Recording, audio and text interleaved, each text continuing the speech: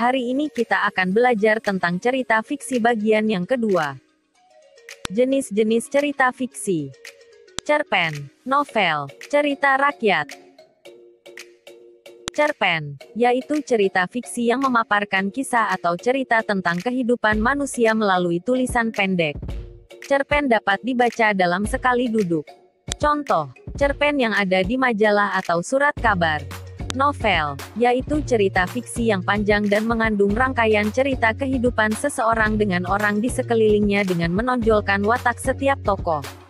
Contoh, Laskar Pelangi karya Andrea Hirata. Cerita rakyat, yaitu cerita yang berasal dan berkembang di masyarakat dari masa lampau dan menjadi ciri khas suatu daerah atau bangsa.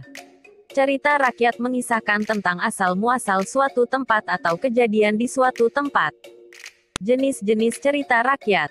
Cerita jenaka, yaitu cerita tentang kebodohan atau kecerdikan seseorang yang menimbulkan tawa pembacanya. Contohnya, cerita Sikabayan atau Lebay Malang. Mite atau mitos, yaitu cerita yang berhubungan dengan kepercayaan suatu benda, peristiwa gaib, atau yang dipercaya seperti dewa, peri, dan cerita tentang ketuhanan. Contohnya, Timun Mas, kisah Nyi Roro Kidul, Roro Jonggrang, Putri Tunjung Bui.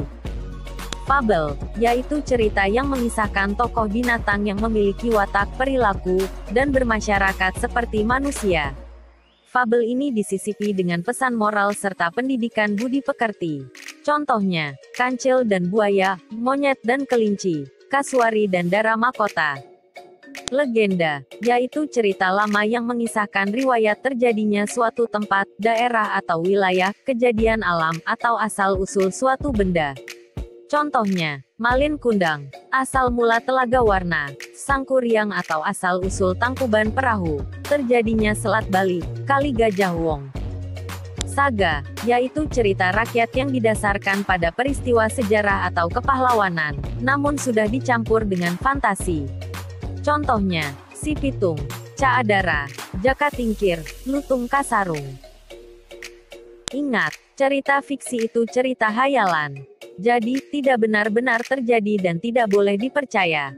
Cerita fiksi hanya untuk hiburan saja.